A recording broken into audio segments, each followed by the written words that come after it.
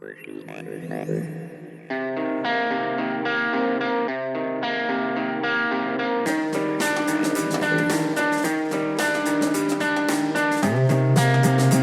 to the Richard Dolan Show, airing live Monday nights on kgraradio.com and now as a podcast on iTunes and wherever else you can find it. You can learn more at my member site, richarddolanmembers.com. Now, join me for a fascinating exploration of all the things you secretly want to talk about, from UFOs to government shenanigans, strange science, future tech, and more.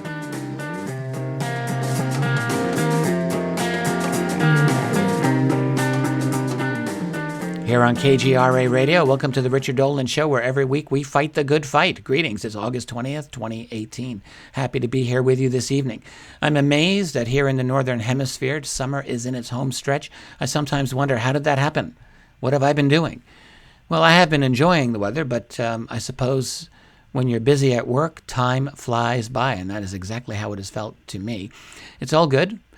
As insane as our world has become, and I think it has become insane, I somehow feel optimistic and, well, definitely energized. It's easy to fall into a pit of despair. There are lots of things going on in this world, and many of them are terrible, and some may not be fixable ultimately. But I'm convinced that as time goes by, that the best remedy to the problems in our world is to fix what we can fix. You take your slice of the world and you do your best with it. Basically, that means don't be an annoyance to the people around you. That's a good place to start. Be as good a person as you can be. Make yourself into the best person that you can be. Inspire others to the best of your ability. Be true. Be honest. Be good. Create beauty around you when you can. Appreciate this fleeting gift. It's life. It is precious. And it doesn't last forever, because no matter what your spiritual or non-spiritual beliefs are, every moment is precious. Time is fleeting. So why not use it in a way that will make you proud after it's passed? Anyway, that's my 1 minute of personal philosophy. I have a guest on tonight, which I'm very excited about. In fact, this is a pre-recorded interview that I just did 2 days ago. It is with Dr. Joseph P. Farrell.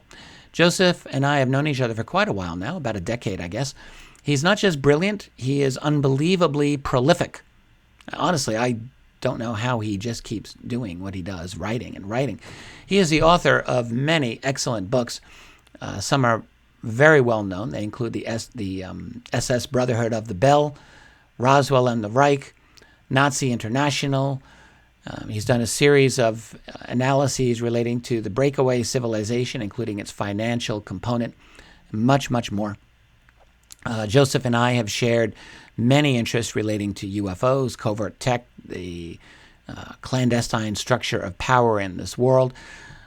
I suppose throughout everything, he remains best known for his work connecting Nazi technology to the UFO phenomenon. But as you will quickly find out in this interview, he personally believes that connection has been very much overstated by a number of researchers. I think that's an interesting place to start with. Joseph and I talk pretty much about everything in this incredibly candid interview, I must say. It's very candid. Nazi tech, yes. UFOs for sure. Antarctica, secret space program, Vladimir Putin, and a touch of 9/11. It's all here. You're not going to want to miss this. Before I bring Joseph, I will remind you that if you want to follow what I am doing, you can go to my new website, richarddolanmembers.com, where I delve into UFOs, geopolitics, false flags, much more in the form of video, audio, and blog posts. This is a site that is growing every week. Also see my traditional site of richarddolanpress.com, where I have books written by myself and many other fascinating authors, most recently an excellent study by Dr. Bruce Maccabee on the seminal year of 1952 and why it matters to this day.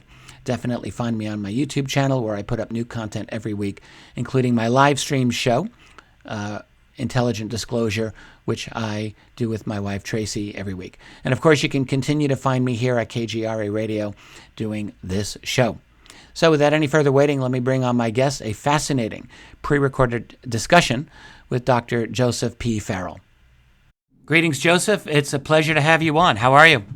I'm fine. Thanks for having me back. I always enjoy our conversations. And I've had people asking me for years to do an interview with you, and I keep thinking I really need to do an interview with Joseph Farrell. And but you do your research, I do mine, and I think we probably will refer to each other every now and then. But then our paths cross every now and then. Yep. So anyway, welcome. And you've been you've been in the alternative history field for I think roughly just about 20 years almost. Yep, almost. Similar to me. And you've really became famous through your books on the Nazi UFO connection. Mm-hmm. So maybe that's the best place to start, because I know you've done a lot of work since then on breakaway civilizations, as we both have, and dealing with even much more beyond that, secret space program, thoughts and ruminations. But can we start with your interest in the whole connection of the UFO phenomenon to the Nazis in World War II and the subsequent development of that after the Second World War? Mm-hmm. Well, I think it's important right off the bat for people to understand that I think that there's a definite connection between the Nazi UFO technology, which I want to make some clarifications before we go too far into that. But there's a definite connection between that and the secret space program and what you called the breakaway civilization in your UFOs and national security state books. I think there's a definite connection there. But before we go too far, I want to clarify something. The Nazis, as far as I have been able to tell, were working on so-called flying saucers, but these were not field propulsion, anti-gravity type of saucers. They were simply vectored jet turbine types of saucers. There are a number of patents that were taken out in this country by Germans that had been brought over here, that kind of indicate, if you go back and look at some of the stories about Victor Schauberger and Rudolf Fleissner, that this is the kind of craft that they were actually working on. There are a number of stories regarding Haunebu and Vril and these so-called Nazi field propulsion saucers that trap people into thinking that the Nazis, that all UFOs are really secret Nazi technology and that it was really advanced in field propulsion. Well, the problem with those stories, Richard, is that they're all coming out of a narrow circle of neo-Nazis that were based in and around Vienna, Austria after the war, and then to a lesser extent, Munich. So when I talk about Nazi UFO technology, I am not talking about that. I don't believe those stories. I don't believe the Nazi secret UFO base in Antarctica stories or any of this stuff. So that's the first caveat that we have to get on the record, that this is not what I'm talking about. The story that interests me the most with respect to some of this advanced Nazi technology is the story of the bell, and this story was broken by Igor Vitkovsky shortly after the collapse of the Warsaw Pact. And then after German reunification, this was picked up by Nick Cook in his book Hunt for Zero Point. Right. But Vitkovsky, I got interested in the story, Richard, because what Vitkovsky did, it's a very rare book. It's called The Truth About the Wunderwaffe. And it's really an excellent book because the amount of detail in it about the Bell Project, as far as I was concerned, allowed you to go back and kind of try to reverse engineer the physics conceptions that they may have been playing with and what they may have been up to. So I became fascinated with that for that reason.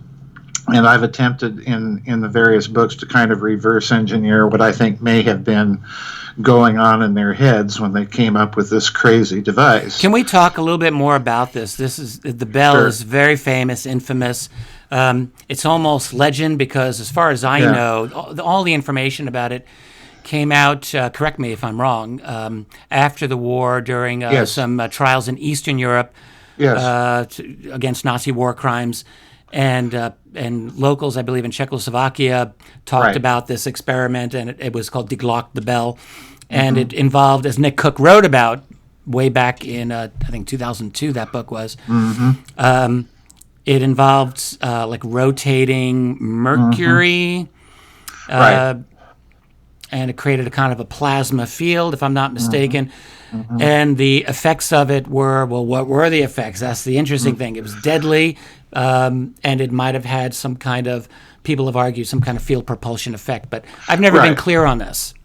All right. The Bell story is coming out of an affidavit that was sworn out by an SS general that was tried by a post-war war crimes trial in Poland. His name was Jakob Sporenberg.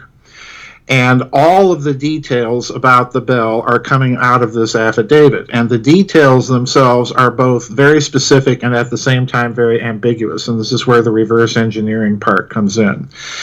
But basically, the details are that this device was about 15 feet wide, maybe 15 to 18 feet tall. It was kind of bell-shaped. Yeah. There are indications that this was kind of a ceramic covering of some sort on the inside of this device. Sporenberg said that they had two counter-rotating drums. Now, he does not say whether or not these drums were nested one inside the other or stacked one on top of the other. In my view, So counter-rotating, one going this way and one going the other this going way. the other way, right. Now, inside of these counter-rotating drums, they put a serum, which was codenamed Serum 525, which he described, again, as being a heavy, cherry red, maroon-like substance that was very, very heavy. And again, taking those details, what I did, and a number of other details, like the fact that the Nazis were stockpiling gobs of thorium during the war, and nobody can figure out to this day what they were stockpiling thorium for. But I came to the conclusion that maybe what they were dealing with in this substance was, first of all, a thorium isomer, thorium-229 isomer, and an oxide of mercury, which would give it that heavy, metallic, gooey, red-like appearance. And they were doing this in these counter-rotating drums. They put this substance in it and spin these drums up, and then they would pulse these drums with gobs, massive amounts of direct current electricity. And again, that's another little detail that you have to kind of reverse engineer, because they built a whole power plant at the installation in the Harz Mountains where they were testing this device. Well, I'm thinking, well, why do you need to build a whole power plant there? And the final clue here is that people that were in the presence of this device said that it made a buzzing sound. The Germans actually nicknamed this device Der Bienenstock, the beehive. So it made a buzzing sound. Oh. So I thought, well, that's kind of a signal of a voltage gate opening and closing very rapidly. You know, you hear that buzzing sound if you listen to Tesla coils going off. So I thought, okay, they're using gobs of direct current electricity, so that's why they build the power plant there. They're spinning this stuff up. And basically, I think what they're attempting to do is they're trying to create a plasma out of this, create a differential plasma rotation, and see if they get some sort of gravity effect out of it. And they're measuring any time dilations, you know, following Einstein. They're measuring any time dilations they're getting from this, from the radioactive material in this substance. Again, so, I just want to. This is a chain of ifs. I just want to stop. So by time dilations, you're talking about any odd effects in time itself, if it's affecting time itself. Exactly. Right. If you have a measurable difference in the rate of radioactive decay of a known substance like thorium, that would have a measurable rate of radioactive decay. If that varies significantly while you're doing this, then you're getting a time dilation effect, and they're getting a gravity effect. Well, in Witkowski's presentation of all of this material, he presents the fact that certain witnesses at the nearby Gross-Rosen concentration camp would see this kind of acorn device glowing a pale blue glow levitating above the tree line at night. And he concluded that was a bell, and I think he's probably right. And here's the problem. All it does is levitate. It goes up and it comes down. It doesn't, it doesn't zigzag around in the sky like UFOs have been reported to do. So you're dealing, I think, here with, perhaps a prototypical, highly experimental, high energy experimental thing. And would it have been for propulsion, or could it have been for any number of other things, I would wonder, right? Well, the problem here is, you can use it for propulsion, but it's killing everybody. The first time they test this thing, it zaps, some of the scientists testing it into the nether realms. So you've got a device here that, is clearly some sort of prototypical technology, but it's not flying around. They can't put anybody in it to pilot it or steer it, and it still has to be connected to this honking big electrical plant. So we can say that, this is kind of a step in the technology tree, but it's not to the stage that we get Haunebu and Vril-craft, flying around and flying to the moon and back and so on and so forth. No, it's not that at all. So can I just ask you, the sure. bell, that's an interesting possibility. It seems to me that despite the fact that it's kind of sketchy in terms of the evidence, you have one guy's testimony after World War II talking about it. I get the feeling that you give that at least some reason for credibility. As opposed to Vril or Haunebu type craft, which, am I right in thinking you're not really impressed by the likelihood of them having exist? The difference here is that with the Bell story, and it's not just Sporenberg's testimony, there's a number of contextual things that indicate that the story has some traction. You've got Kurt Davis, who eventually comes to this country, goes to work for NASA. He was clearly working for a plasma project of some sort for the German firm that was actually building the equipment of the Bell, and so on and so forth. So you've got little contextual indicators that kind of surround the core of the story that indicate that it does have some traction. The problem with the Haunebu and Vril stuff is, if you look at it, all of those details are missing. There's no way that you can go back and try and reconstruct a kind of a putative physics and engineering and personnel. This is the other part of Witkowski's story that's very, very helpful, I think, in that he specifically identifies various scientists that he thinks were involved with this project and why they were involved with it. With the Haunebu and Vril story, you don't have that. You've just got pictures, which I think are probably photoshopped, and you've got diagrams that tell you exactly nothing about any of the physics that may have been involved. That has always been my feeling. Like, when you look into these other stories, and for anyone who's not quite aware, the Haunebu and Vril stories are more variations of German flying saucer type technologies that allegedly go back even decades before the rise of Hitler in some cases. And I've just never seen really strong evidence to work with to support it. If there was evidence, I would feel differently. But relating then to the whole Nazi flying saucer phenomenon, what is your current status of, how do you connect UFO sightings from the 1940s onward? What would their relationship be, in your opinion, to the Nazis, if any? Well, if there is any, I would point to the Shulgin intelligence collection memorandum that comes out, I think, September, October, or somewhere in there in 1947. Because General Shulgin, that memo to me is very, very curious, because it exists in two forms.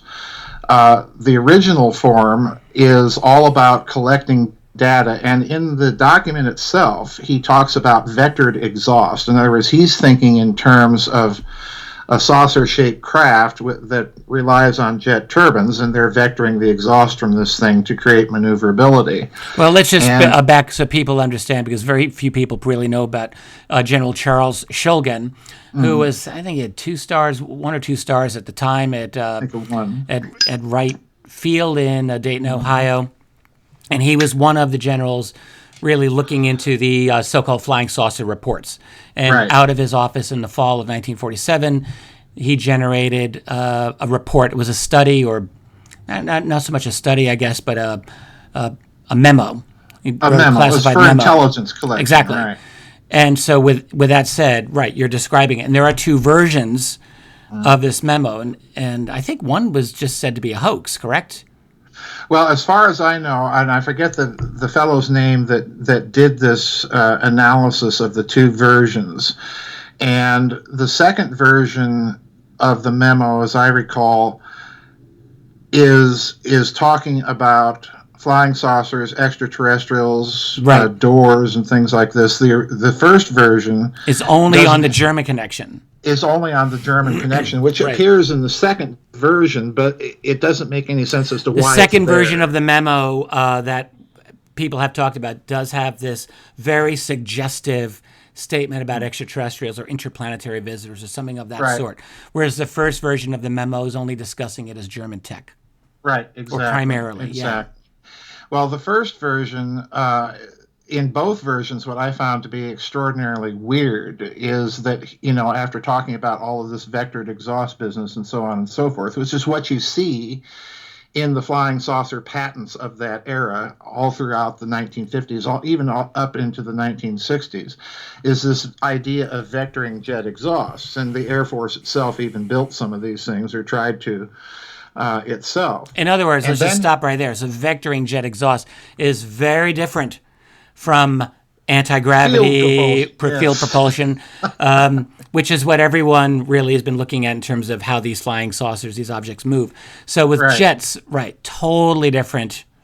Totally different, and certainly not interplanetary. No way. So he's talking about this in both versions of this document, and then he says, and we have to find out where the Horten brothers are. The Horten brothers were these Germans that built that big flying wing aircraft. Another unusual kind of platform that people have connected maybe to the UFO phenomenon. Right. And I can tell them where the Horten brothers are. They're down in Argentina, working for Juan Perón, building Delta wing jet aircraft for him. So, that's where they were. But it's intriguing to me that the U.S. Air Force at that time, at least if you accept General Shulgin's memo at face value, and I do, why would he lie? The U.S. Air Force doesn't know where they are, nor does it know what they're up to. So it's an intriguing thing. So I think yes, there is this Nazi technology coming out of this. Now I want to go back to the Bell and try and connect it to the secret space program breakaway civilization idea for a moment, because one of the things that not just Witkowski, but a number of other people have pointed out. Tom Agostin, a famous British journalist back in the 1980s, wrote, I think, the first book to come out and finger a particular entity in the Nazi Black Project structure that was responsible for a lot of this. Witkowski points out that all of this very ultra-secret research inside of the Third Reich was being done under the auspices of an entity called the Kammlerstab, the Kammler staff, named after an SS general that basically headed up, by the end of the war, all of the Third Reich's. Everything. This is Hans Kammler you're talking about. This is Hans Kammler. And we need to remember that Hans Kammler also drew up the plans for Auschwitz. In other words, this guy was also in charge of the SS building and works department, and therefore could draw on a labor pool of, slave labor in the tens of millions. So this guy was an extremely powerful man. Well, the Kammlerstab, the way this gentleman, to use that term very loosely, set it up, was that, number one, he freed all of the scientists, technicians, and engineers from Nazi Party ideology. So, in other words, he wasn't the slightest bit concerned, to keep what their beliefs were, anything like that. Right, exactly. He wanted to create a climate where they would literally brainstorm their technology trees and lay out the essential steps to get from here to there. He set up a private top secret magazine, if you want to call it that the scientists could circulate their papers to each other and kind of cross-fertilize their ideas. So, in other words, what Kammler created was a Nazi version of DARPA. Okay, Yeah. that's exactly what he did. And I do think that when Eisenhower sets up ARPA, the precursor to ARPA, that in his thinking that they're modeling this on this Nazi entity, which is going to brainstorm all of this out of the box thinking. So I think that's one influence that comes here. You've got all the paperclip scientists that come over to Wright-Patterson down to Texas and so on and so forth. So I think there has been a significant influence. And I mentioned one of them that was connected with the Bell by the name of Dr. Kurt Davis. And this may intrigue you. Davis, after Roswell, the U.S. Army reopened his security file and re-vetted Dr. Davis for some reason. And at the time, it was suspected that these Germans were keeping their original command structure exactly in place and kind of reduplicating it inside of the American military-industrial complex. Well, Davis is not a rocket scientist. I want to stress this. He's a high-voltage plasma scientist, all right? He eventually ends up as the senior flight director for Project Apollo during the Apollo program at Cape Canaveral. So this guy is, the head honcho down there. And when he retires, just shortly before he retires, about 2 or 3 years before he did, he was placed by NASA as the head of NASA's UFO desk. And in addition, when he retires... Fascinating.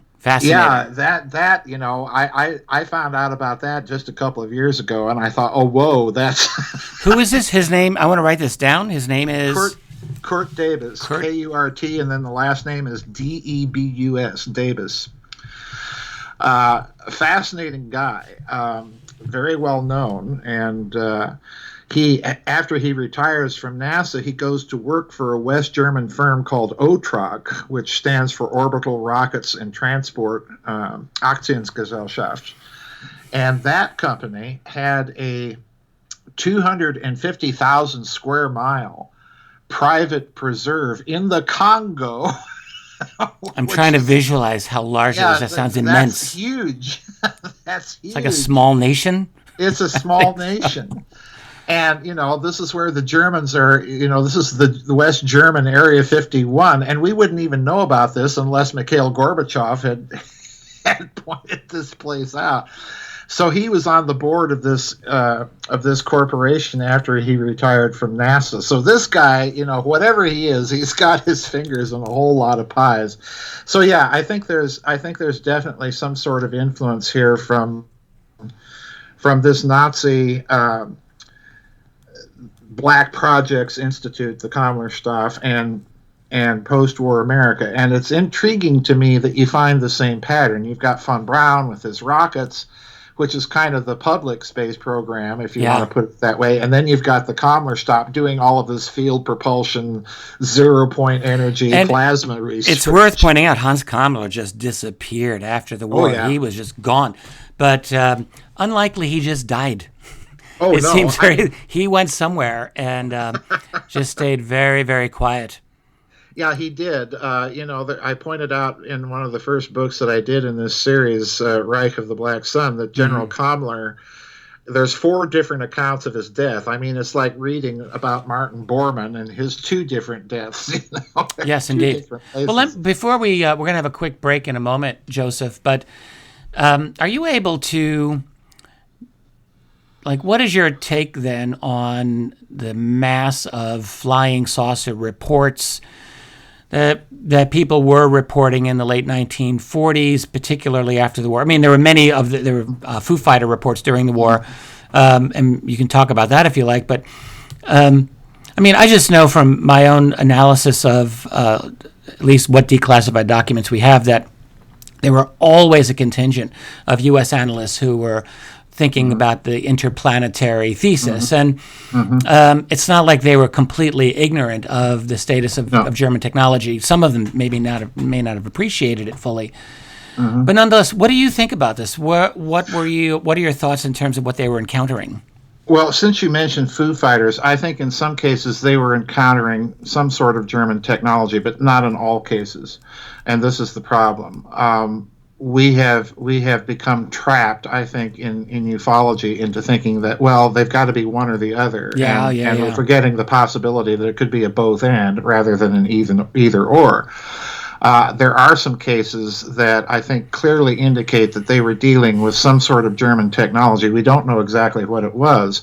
And then the other problem is you've got cases of these things appearing in the Pacific. You've got you've got cases where in the Pacific, interestingly enough, where these things are attacking both Japanese and Allied craft. And if that's the case, well, the Germans are not going to attack their ally if it's German, and in Europe you've got the same thing. So I think you have to hold open the possibility that you're looking at some other player on the field, be it extraterrestrial, crypto-terrestrial, whatever you want to call it, besides whoever's behind the Nazi version of this. I just don't. My other problem with people that want to write all of this off to Nazi technology or human technology is that there are too many of these incidents. And as far as I can tell, Richard, the problem with the human version of this technology is it is extremely expensive and very difficult to engineer. So if we are going to just on a cost analysis basis alone attempt to explain all of this as human technology, we'd be bankrupt. I just don't see it as a possibility. It's just too much. That'll give us an opportunity to talk about some of the secret spending on what is going on with our mutual friend Catherine Austin Fitz, who's gotten into it. But thank you for that answer. By the way, the a problem of the sheer quantity of these UFO reports, that's also been used to argue against the extraterrestrial hypothesis for basically the same reason. People would say, there's thousands of these reports every year. Do we honestly think that this is going to be aliens from another planet surveilling us and checking us out in this mass? And that is a problem when you think about it that way. However you look at it, it seems to me there's a massive infrastructure that is behind this. And that's a heck of a thing to contemplate. Look, let's just take a quick break, Joseph. And I think there's a lot more that we want to cover. But right now, I'm here with Joseph Farrell. This is Richard Dolan, and you're listening to The Richard Dolan Show on KGRA Radio. We'll be right back. We're back. I'm Richard Dolan here with Dr. Joseph Farrell. Incidentally, Joseph, we didn't really give any background of your own education, your own background. Do you want to talk about that? You have an Oxford education and a PhD. Yeah, I did my BA in Biblical Studies and Philosophy, my MA in Historical and Theological Studies. The PhD is in Patristics, which is kind of it sounds like a very narrow discipline. It's the study of the Church Fathers. It's actually not, because you have to have a lot of languages, philosophy, law, and even in law. So it's kind of a catch-all degree. I don't know how else. You're the only PhD in patristics that I know of. Probably. I don't know how big this field is. Yeah. But well done. So you were on a totally different path, it seems, and then did you stumble into this? How did you get into the alternative? Well, I got into it kind of by accident.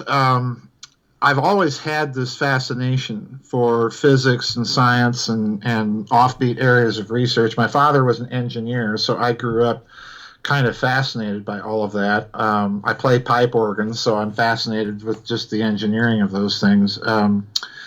But it began really by accident because I lost my teaching position at the University of Oklahoma. There was a change in administration, all that, the usual stuff. Thank God. Thank God, yes. So a couple of friends of mine, one was a professor of biology at the University of Tulsa, and another one was a personal friend that encouraged me, well, now's the time to start writing all your crazy ideas. You don't have a dean peering over your shoulder. And that's what happened. That's literally what happened. Thank goodness. really, because your contributions are unique. I think it must be said, and you've gone into areas where, Nick Cook went into it, and there were other people. I remember I have Renato Vesco's old book on this back from way back, and there's others, but you've really taken it to another level, and with documentation and detail that other people have lacked. So it's been very, very important that you've gone down this road, and so I'm glad that you lost your position in Oklahoma.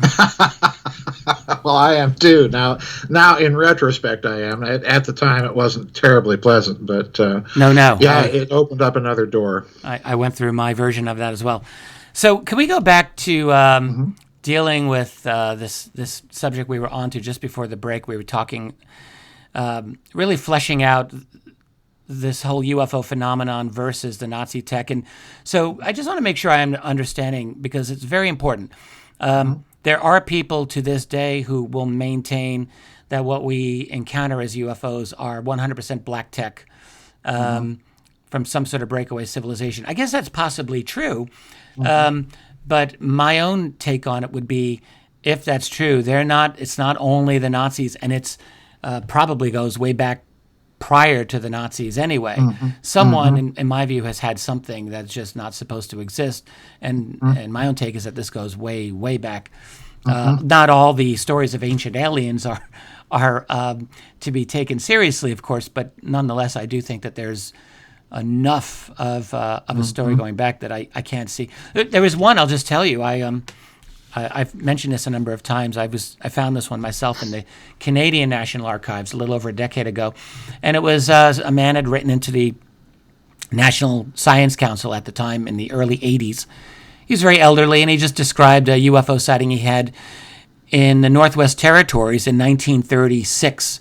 He was doing aerial mapping for the Canadian government. He had a cool job. He had one of those aircraft that would land on the water, these pontoon planes, and he was doing photographic and topography for the Canadian of these very, very remote areas, way up north. I read where he said he was. It was a place called Aylmer Lake, Aylmer. People can look it up. When I saw it on a map, I gasped. It's just way up there. Anyway, he was doing a pre-flight check, perfect blue skies, just decided to look up above him. And he described what he said, the most perfect design of an airship one could imagine. It was slightly elongated, gunmetal gray, no reflection. He watched it turn from north-south to east-west like this, rotating, and it instantly accelerated right in front of him, didn't leave a trail. That's 1936. And I'll just suffice to say, I found his account very credible. And I think, well, if that's true, then who's flying that? Is that German tech? No. Have a hard time. No. No. Whatever that is. Well, the airship mystery, I think, is our biggest clue, the late 19th century airship mystery, that somebody is doing something and has access to this. And in the case of the airship mystery, you've got a bunch of human beings, apparently, that are doing this. So, to my mind, that puts all of those ancient astronaut stories, all of those medieval accounts, and so on and so forth into a very unique light. If that's the case, then somebody, either from here or from out there, is here, and they're doing something with all of this. Do you ever speculate on who that is or what that would be? No, other than in my ancient focused books, I tend to the belief or the hypothesis that we're dealing with some sort of genetic cousins of the human race. You've got all of those accounts in the Bible from Mesopotamia and so on about the gods coming down and kind of tinkering with local hominids and engineering us into existence. So, I tend to think that if that's the case, then first of all, there has to be a genetic resemblance in the first place. And then you've got that very strange statement in some of the Majestic 12 documents where you've got the statement, if I recall correctly, something to the effect that we may have to consider that biological evolution and physics are related in a much higher order than possible. And they're reacting to the fact that they're looking at these creatures that are humanoid in shape and intelligence. So, if that's the case, I'm thinking, all right, then they're saying that they're genetically similar in some respects. So, maybe we've got genetic cousins out there somewhere that have been around for quite some time, which is actually what I think is the case. But and again, that that would perfectly explain, well, why is this technology seemingly so human in one instance and yet not in another? Yeah. So that could be an explanation. I don't know, but I do think that we have to cast a much bigger net than we have customarily been doing in order to try and understand all of this. This is why I go back and do the ancient stuff, not just the Nazi stuff, because, again, there's no way in my mind that, given the expense of this technology alone, not to mention the difficulty of engineering it, that you can account for hundreds, if not thousands, of cases of these things appearing in flaps, and that's the important point. You've got all of these UFO flaps where you have all of these incidences around the world, and they tend to follow patterns of descriptions. I just don't see that you can write all of this off to human origins simply because of those two difficulties alone. That's my problem with it. So I think you're in a both-and situation, not an either-or situation. It's a massive infrastructure. Where is the infrastructure? That's one of the biggest questions. Where is this infrastructure? And I struggle with this as well. I'm with you also on wondering about like human cousins, as it were. Just lately, I've been throwing myself into human prehistory, and I'm actually trying to get into as many academic studies of this as I can. I just want to know, where is contemporary, scholarly, university academic thought on human prehistory? And I'm learning a lot. And one thing that I've is very clear is how human beings themselves have evolved over even the last 10,000 years with the development of full-blown agriculture and fully settled societies, transforming us from what we were for hundreds of thousands of years, hunter-gatherers. And our teeth are smaller. Our cranium is smaller. In a lot of ways, we've become domesticated and actually less intelligent than our hunter-gatherer forebears in many, many very critically important ways. But the animals we've domesticated similarly, like sheep, I learned have something like 1/3 the brain capacity of their wild ancestors. Can you imagine? And other transformations have taken place. So I guess my point is that human beings can have gone through very dramatic evolutionary change. And now if you look where we're at now in our society, I think we're going through very dramatic, there's a dramatic change that is probably going to be happening to us just as a result of the social transformation that we have, and what's called epigenetics, I think, is going to factor into our future. So having said all of that, it seems to me that there could be a human cousin, as you put it, that could have gone through its own rapid evolutionary transformation. Oh, sure. And that would have made it completely different than ourselves in many key ways. It's worth thinking about. Yeah. Sure. Absolutely. I don't have any problem with that at all. In fact, if you take those ancient stories about the genetic engineering of modern man seriously, they present some, I think, unique opportunities to explore in a very different way some of these UFO questions, because a different evolution, a different technological development is going to have an effect on their culture, on their civilization.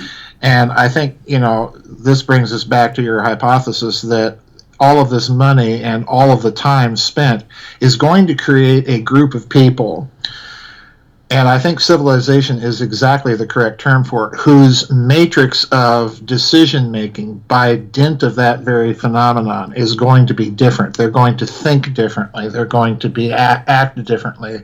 They're going to take decisions differently than the vast run of humanity. So they're going to think in ways that we may not even recognize as human, in a sense. So, we've got the whole transhumanist movement right now, which, to me looks very inhuman and very anti-human. And precisely, I hope we can talk about that, because I fully agree with you. Well, what you have are people reacting to technological developments, and they're trying to rationalize these things and say, well, we need to go here, we need to go there. Well, this may be a template, in fact, for what may have happened to our human cousins. This may be why certain encounters that people have had with grays or whatever, that they sense no real emotional life in these people.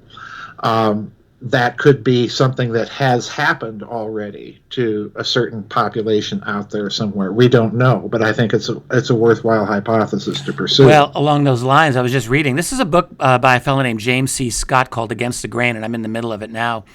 I think he teaches at Yale, and it's interesting title, Against the Grain. He basically argues this whole civilization thing, big mistake. Shouldn't have gone down that road. You could see like this is something only an academician would actually say, but he when you read his work, it's very well put together in my view, and he's a good writer. And what he points out is that I was mentioning the deterioration of the brain of the sheep, for example, and I got that from his book. And if I'm remembering him correctly, he talked about one of the big losses is in I think he called it the limbic system, and that had to do with emotional responses.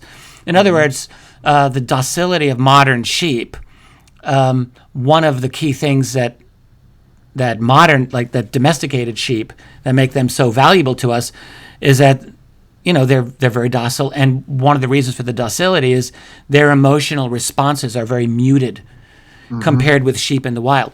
And so if you take that to humans, because human beings, we're also domesticated, as he pointed out in this. Very interesting. We domesticate animals, but we've really domesticated ourselves. And so this emotional muting, that could be what's going on as well.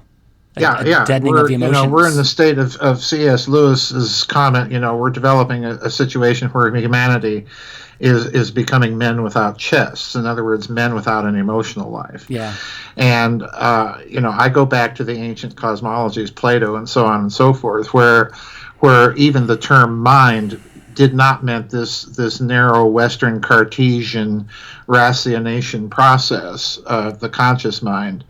But to them, mind was also your passionate life, your life in the emotions. Aristotle spends so much time in the Nicomachean Ethics concentrating on precisely that and achieving a balance. So, we've forgotten 80% of who we are, in our basic day-to-day philosophy.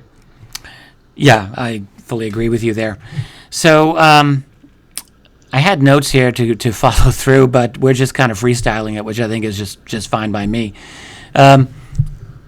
So you've really delved into the UFO phenomenon pretty nicely, in my view, and I think we may share a lot of perspectives on this. In other words, I don't really know what the origin of this phenomenon is. I don't know if it's truly extraterrestrial, if this being's from another planet, if it's a genetic cousin of ourselves that's totally Earth-based. I think that's entirely possible, a kind of ancient version of a breakaway civilization. Is it possible? This is one reason I'm interested in the prehistory, frankly, is it possible that an ancient knowledge or an ancient civilization could have risen and gone off on its own without the rest of us knowing, or had a kind of esoteric tradition that they're hiding from the rest of us. So that's a possibility. And there are other, but then people talk about interdimensional hypotheses and whatnot.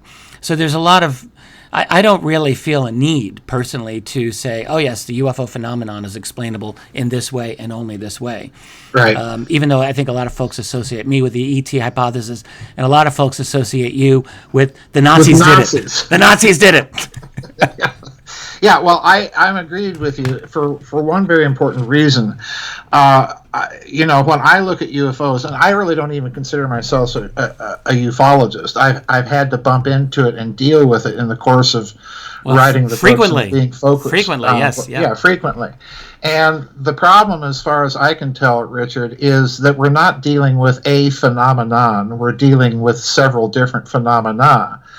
And if we lock ourselves into the either or mind, where we're seeking one all encompassing comprehensive explanation for it, I don't think that's the way to go. There are just too many differences of what people are encountering, and it could be all of the above, which is probably my favorite hypothesis. We might be dealing with ETs, interdimensionals, crypto-terrestrials, some breakaway group from long ago, a bunch of Nazis. We might be dealing with all of the above. You never know. You may be right. I'm still rooting for a one answer because that makes my life easier. Well, I want there to be one, but we'll see. I think you're probably more right than wrong. So, what else did I want to talk to you about? What are you up to these days? We both have focused a lot on contemporary kind of the deep politics of what's going on in this world in terms of a breakaway civilization, in terms of the deep financing of that. You've done a lot of work on that, and I wonder if you would mind exploring a little bit of that with listeners.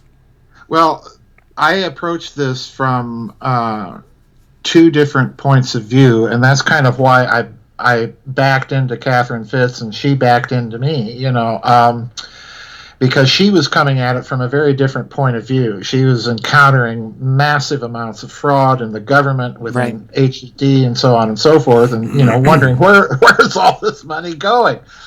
And I came to it from kind of the reverse angle. I was watching all of this and writing books about all of the recovery of Axis loot at the end of World War II, not just the Nazis, but even more significantly the Japanese.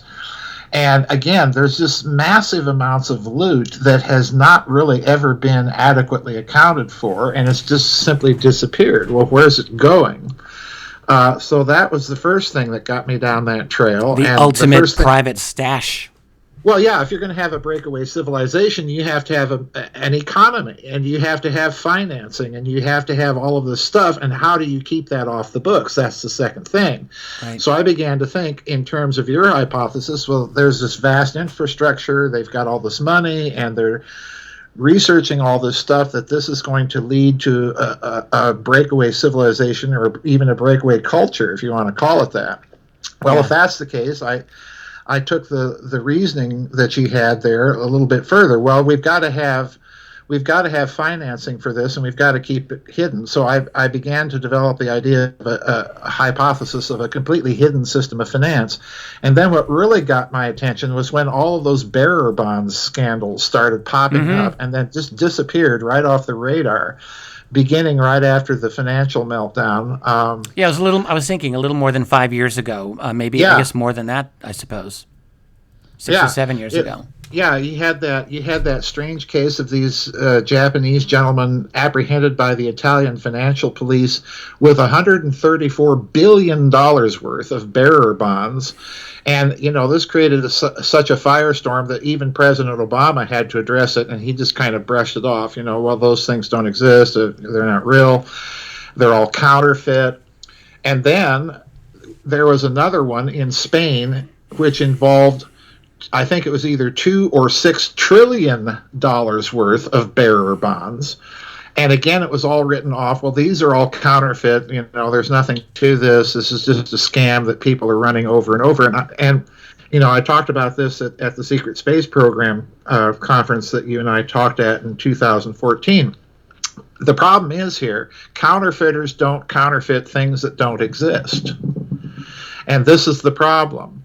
If you're going to run the same scam over and over again, and these things don't exist, then what's really going on? And I came to the conclusion, Richard, that this may be the mechanism by which they are moving money around the world, vast amounts of it. Through trillions of dollars worth of bearer bonds. Yeah, through trillions of dollars worth of bearer bonds, that they can then, these things are printed with flaws, deliberately printed with flaws, that they can then deny if it ever becomes public. Well, it's a flaw. This is not authentic. Right. So we to understand there aren't supposed to be that many trillions of dollars in existence in bearer bonds. I think I'm right to assume that. There are bearer bonds, but to have this amount Right. this valuation, this is off the charts. There's not supposed to be that amount. Totally off the charts. Yeah, exactly. And the other problem here that I think is indicative of a hidden system of finance is during the bailouts, we heard that the amount of derivatives, credit default swaps, and so on and so forth, that were on the books in the world was in excess of, I think, something like 16 to 17 quadrillion dollars. Yeah. And then, lo and behold, a couple of years later, we start talking about the actual monetary worth of some of these asteroids that they want to go out and mine. And lo and behold, they're in the quadrillions of dollars. So, this is a perfect way to balance the books. Now, I go back to that first bearer bond thing that occurred in Italy. And those bearer bonds were so unusual to me that messages were definitely being sent, because these were pictures of John F. Kennedy on the obverse of the bond, all right? On the reverse of the bond, you had a picture of the Lunar Excursion Module, the moon, and the space shuttle. And this fake bond was supposedly being put out by an East Asian sovereign securities brokerage. Okay. So I thought, okay, this is a clear sign. Yeah, very interesting. Go on. This is a clear sign that what I think may have happened to set up this hidden financial system was that they collateralized space and whatever was out there. So in other words, think of the bankers on the Rialto in Venice. Mm-hmm. I need a loan to, sail to the Levant and get some spices and some slaves and whatever else they want to get. Give me a loan. And the banker says, sure, we'll take a percentage of the profits of whatever you get back. Exactly. And that's what I think is going on. That's how they collateralize it. So yep. This is a fascinating idea. So if they're collateralizing space, that doesn't mean that we've gotten it yet. Right. But they have the expectation of going out there and exploiting it, by which it can then be collateralized.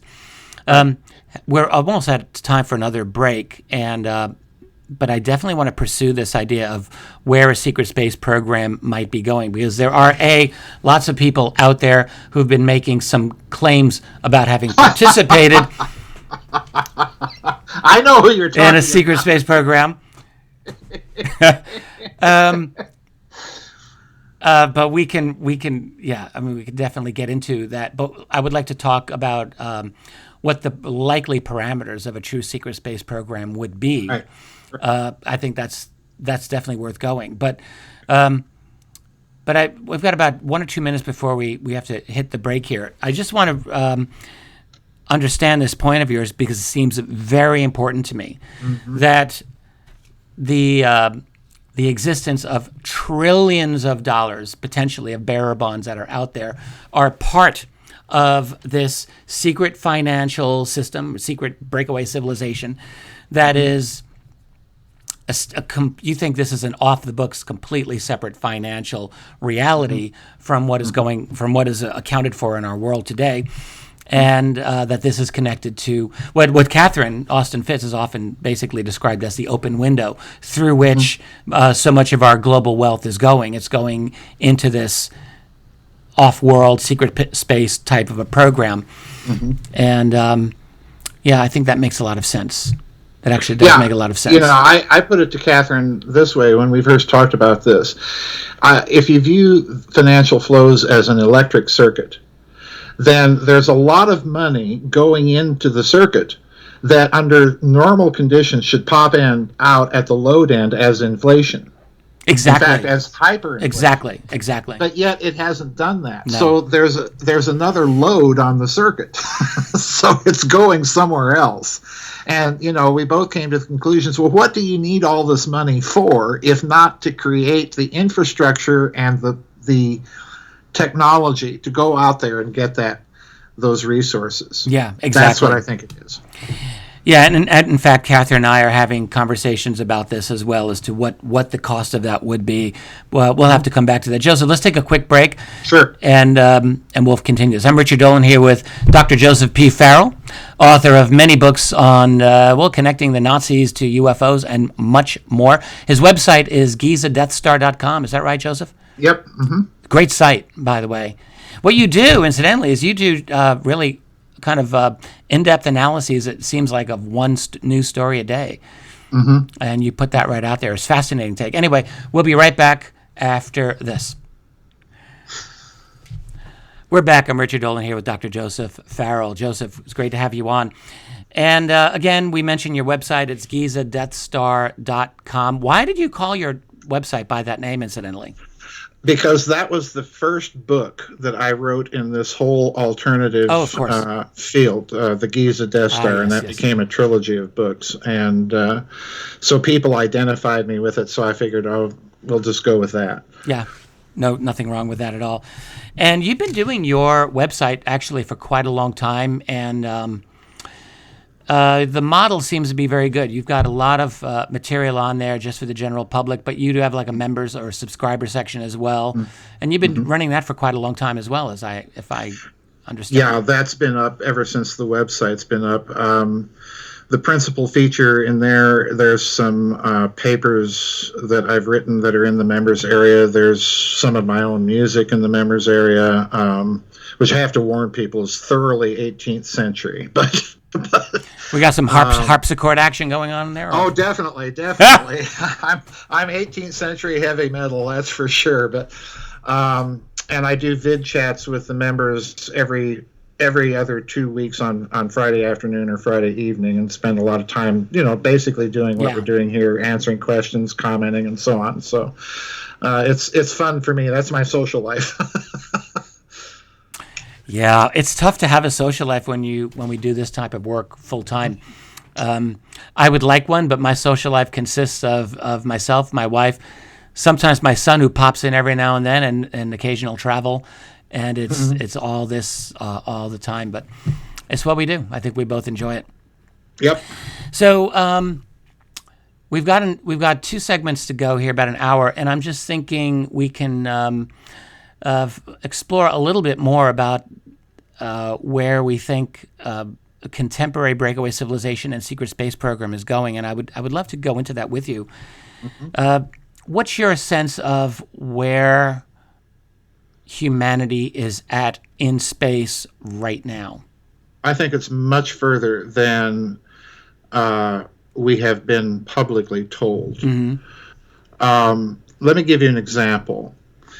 The pattern, both in Nazi Germany and in the United States, of public enfranchisement of these types of Commerstab, DARPA-like institutions always occurs after the initial proof of concept groundwork has been done. So in other words, when Hitler authorizes the V2 program in 1944, well, we know for a fact that the V2 program went back prior to the beginning of the Second World War. Right. So the authorization means that we're going ahead with this on a major industrial scale, is what that really means. So when things like DARPA comes along, or Lockheed releases stories about, we've got this fusion reactor and it fits on the back of a truck, or we get DARPA saying that we want the United States to be warp capable in 100 years. What this tells me is they've already been working on this, and they're just releasing the information to kind of prepare everybody. They've already got a proof of concept, and they've done prototypes and development. Yeah. Right, exactly. So I think it's much further along than we've been told. We've got other indicators. Gary McKinnon's hack into NASA, and all of that story that he had about finding the space fleet. Solar Warden. Which is corroborated by President Ronald Reagan's memoirs, where he says that when he was briefed that he found out the United States had a space lift capacity of 300 personnel. Yeah. Well, okay, we've got 7 space shuttles at the time that can lift 49 people, and so where's the rest coming from?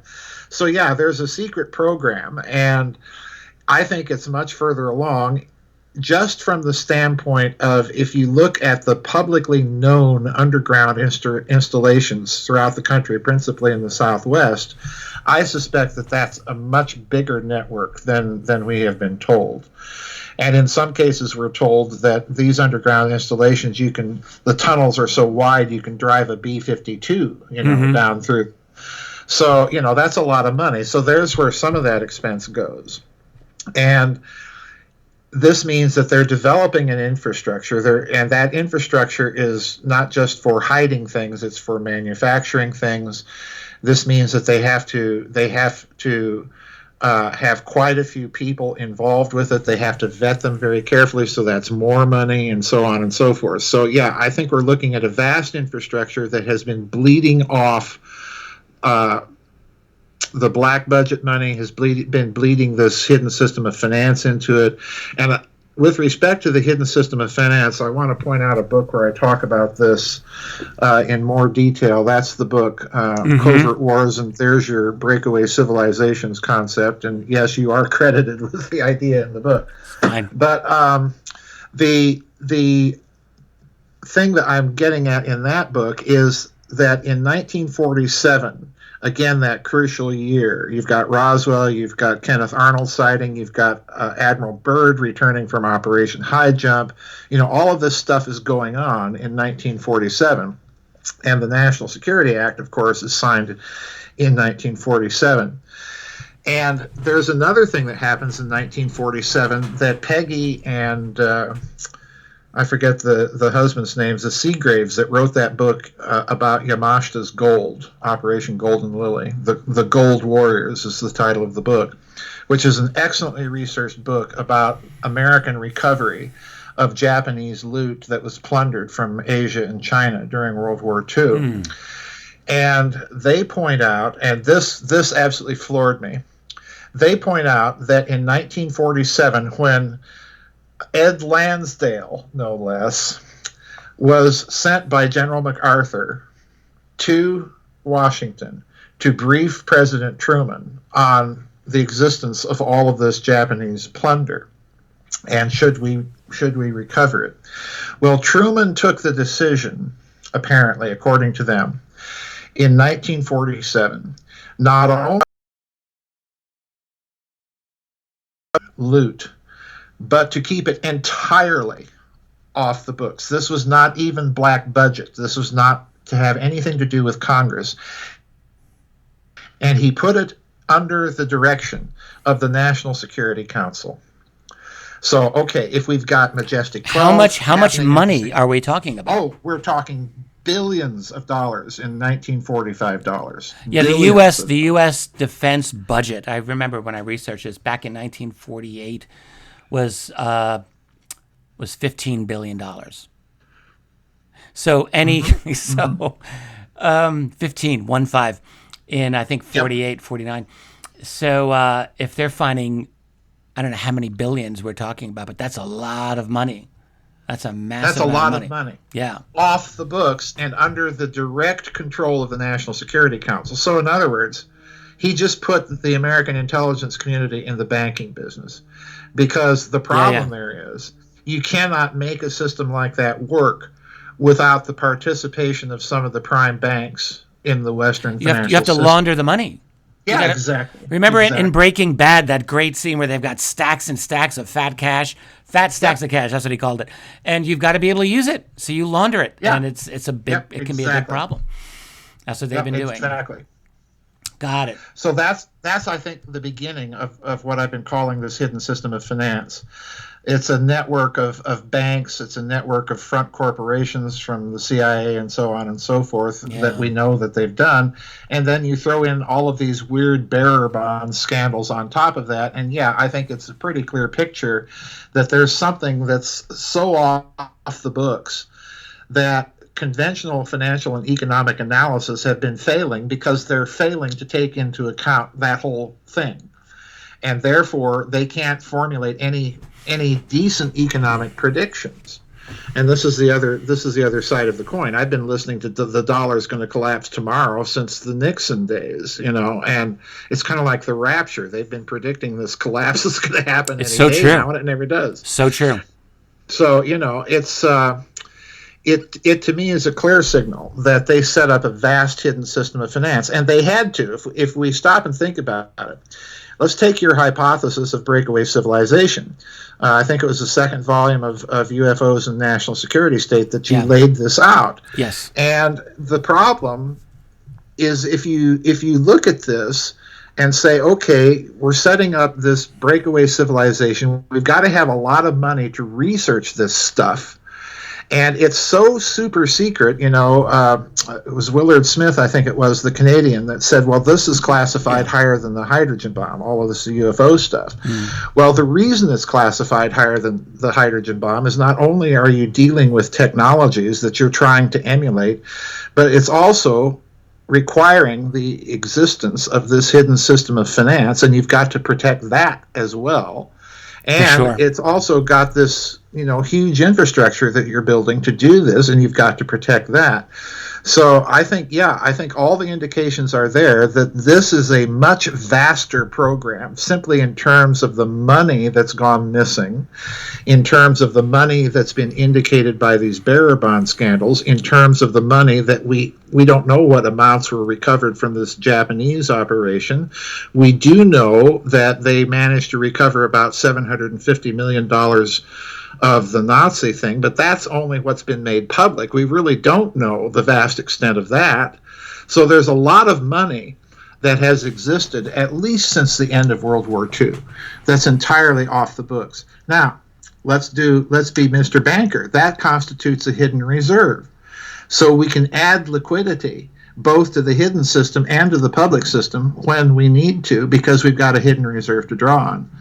So they've created a vast system here that... By adding liquidity, though, to the system, wouldn't that be detected? I mean, I would think financial experts and economists would notice. Sure. That would amount to a tampering of the economic system, and I would think they would I think notice most of that added liquidity remains off the books. It's going into those black projects. And let's go a step further here. If we're talking about technologies that are legitimately much more exotic than chemical rockets. And let's face it, folks, chemical rockets to mine asteroids, that ain't going to do the job. So in other words, by dint of the very case that they're making, what they're telling you is we either need advanced technology of a very exotic sort, or we've already got some version of it. Well, if that's the case, a lot of that money is literally going off planet. There's commerce involved. You have to have a system of financial clearing in order to make those connections possible. And what do we hear? Well, we hear now that Germany wants to build a 4G network on the moon. Well, why? Because nobody's there. I didn't hear this. They come right out and do it. When did they must have said this recently. I didn't hear that. Oh yeah. That was in fact, Catherine's the one that told me about it. She called me up and said, "What's this about?" And I said, "Well, apparently somebody's there that wants to phone home." So in other words, we're being told, if we watch these stories and are willing to connect the dots, what we're being told is they're building the infrastructure or have already built the infrastructure, and we're just simply now being accustomed to the whole thing. It's amazing that this is what we have to do. We have to fill in the blanks because we're not getting the full story. All of the financial machinations you've just been describing, what we're getting are these hints. We get a hint here, we have a hint here, we have a hint, another one there, a big one here, and so on, that tell us this is the direction we need to look. But unfortunately for researchers, we're still in a position where we don't have all of the detailed information that we would like, but we are seeing these indications, and I think that's people have to understand. That's where we're at right now. Right. What is needed are more people who are willing to do some deep research into these matters, because what exists right now is a very small handful of people scattered around the world who are saying, "Oh, this is interesting. Let's look into it." But I think this is a matter that is so important. It really requires as many smart brains delving into it as possible, because I think all the help is needed on this. Well, let me put it to you this way, Richard. We're definitely over the target, because if we weren't, they wouldn't be trying to make the idea of a secret space program look so ridiculous. Oh, indeed. With recent revelations. Okay, this is the way I look at it. I think that that they don't want aspects of this as yet to come out. And principally, I think the reason why is that the financial system is such a twisted mess because of this hidden system that they can't afford to have that disclosed. Can we have an opportunity to talk about Antarctica? Oh, sure. If you don't mind. So, and I'm thinking because a little while back you mentioned the bird mission to Antarctica, Operation High Jump.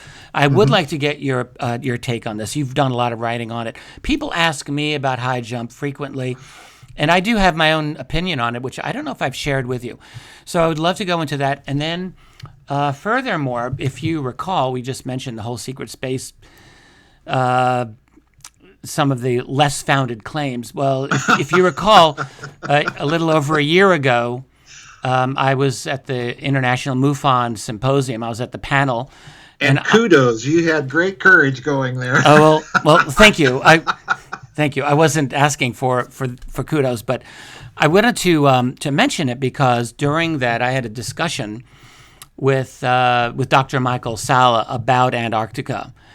And about the presence or lack thereof of Germans in Antarctica during the 1930s, and you privately wrote to me about that, and I was grateful you were supporting my position on that.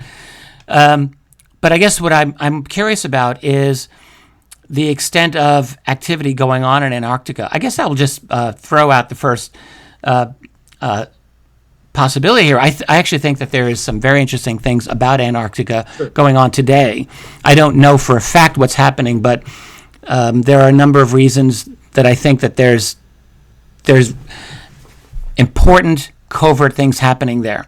Yes. But the Byrd mission. So for people who don't know, this is Admiral Richard Byrd goes to Antarctica at the end of 1946, beginning 1947, for an operation known as High Jump. It's a huge operation. And then it's terminated early. A couple of people did die. And Byrd makes a very cryptic statement to, I believe, a Chilean newspaper. El Mercurio. Mm-hmm. So can you unpack this whole thing for listeners? And I would love to know what you think happened for Operation High Jump. All right. I talk about it in my most recent book, Hess and the Penguins. That's kind of my latest word on Antarctica. Number one, let's look at who has been involved or associated with Antarctica. Let's go back to the German expedition of 1938 and 1939 that was sponsored by Reichsmarshal Hermann Goering. All right. Now, I'm of the opinion that Hermann Goering is not interested in a science fair project. I mean, this is the guy that's the founder of the Luftwaffe. He's the founder of the Gestapo. He's in charge of Germany's 4-year economic plans. So he does not have a purely altruistic, purely science reason for doing this, whatever it is that they were doing, which we don't know. Right. Again, you have the Patriarch of Moscow recently, Kirill III, going down ostensibly to bless the Orthodox chapel down there, which, okay, fine, but you can get any Orthodox bishop to do that. You don't need the Patriarch of Moscow to go all the way down there and do that. You had Secretary of State John Kerry making a little Antarctic junket on a diplomatic tour. It was one of the last things he did as Secretary of State. Yeah, in the middle of one of the most hotly contested elections in American history, and he decides to go Antarctica, and we were told that, well, he wanted to see evidence of climate change firsthand. Well, no, I'm sorry. Seriously, John Kerry? Yes, come on. Yeah. Come on, you're the Secretary of State for crying out loud. You're not in charge a chance. of Foggy Bottom. You can get mountains of data with a phone call delivered to your office. You don't need to go there. Then you had Buzz Aldrin. Mm-hmm. You've got Lockheed Martin has a presence. Buzz Aldrin, he's a loose cannon every now and then. You never know what's going to come out of the mouth of Buzz Aldrin. Seriously. Yeah, before he goes down there, he says, getting ready to go to the launch pad. And I'm thinking, whoa, stop there, Buzz. And then he gets down there, he gets sick, they have to take him out. And then supposedly he tweets, well, whatever we're dealing with down here, it's pure evil.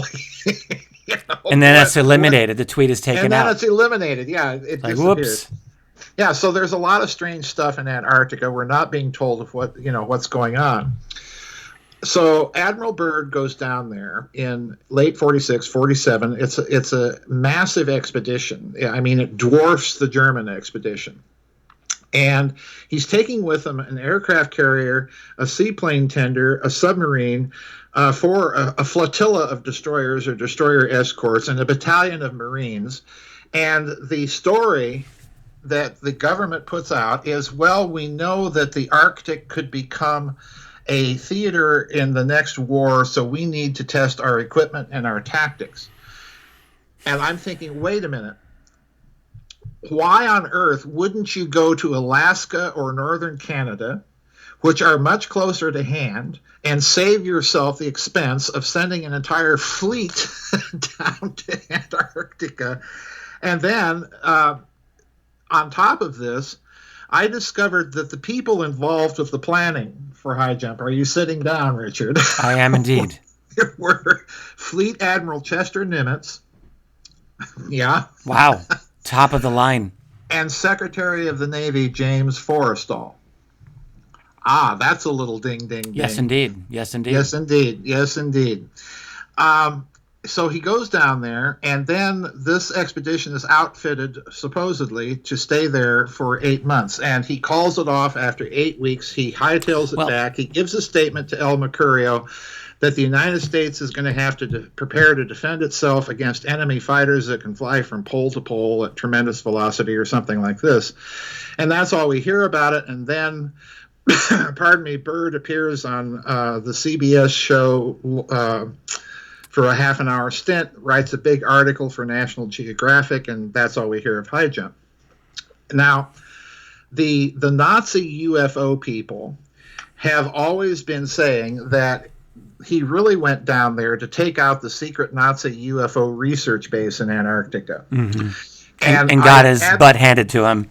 And had his, and lost. Yes, exactly. Yeah. And folks, I'm sorry. Number one, the stories, as I said earlier, of Haunebu and Vril and these Nazi field propulsion flying saucers are put out after the war by a group of neo-Nazis in Vienna and Munich.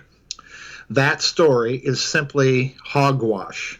The only indicator that we have that they were working on something like that is the Bell story. And the details of the Bell story do not support that idea.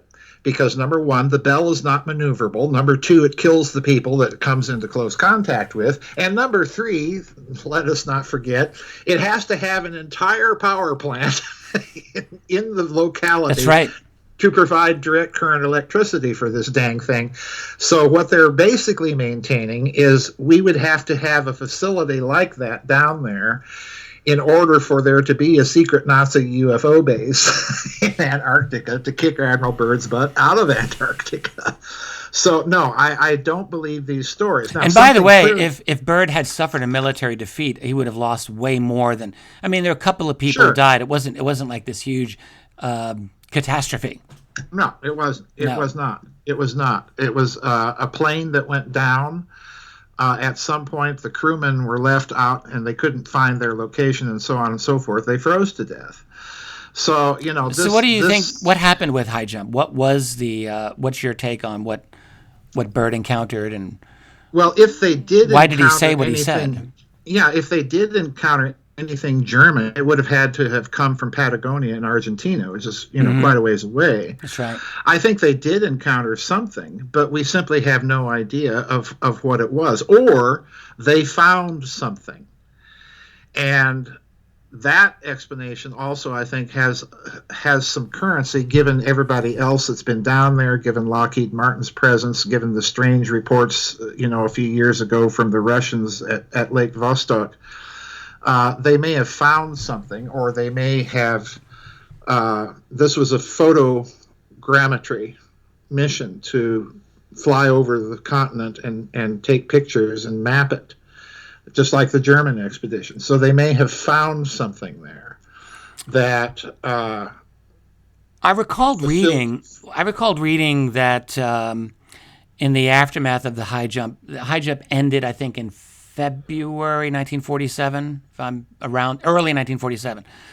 Yeah. I recalled reading that, in fact, the U.S. sent another expedition to that same region like a year later, and then another one a year after that. So my reasoning is if they encountered either super powerful Nazis or extraterrestrials or something else, it didn't stop them from going right back the following year. Right. So it makes me think that they really didn't encounter anything truly extraordinary. Now, I don't know how to interpret Byrd's statement to El Mercurio about, pole-to-pole transport capability. That was only in the Spanish newspaper, and I'm not aware of a direct statement that he made in English about that anyway. So no, he never did. He never did. I mean, and it was never referred to again. Right. So I've never really known what to make of the high jump mission. Like I've never wanted to go down the road of saying they encountered something there because I've just not seen evidence for it. I'm not either. On the other hand, I'm willing to think that there's something unusual in Antarctica. I mean, I've heard a couple of interviews with a few people that I do find at least believable that maybe there's something going on at South Pole that would warrant our attention. And it's not simply an environmental monitoring station. No. So my best guess at this juncture, Richard, is really that they found something.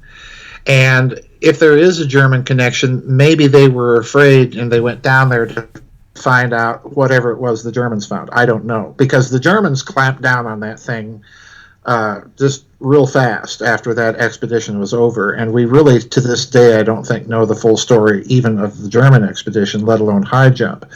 So I think they found something. And the reason I think that is that if you look at the Atlantis myth, the Critias and Timaeus of Plato, if you look at that myth, if there's one spot on the surface of this planet that would fill the bill for a continent buried underwater, it's Antarctica, obviously.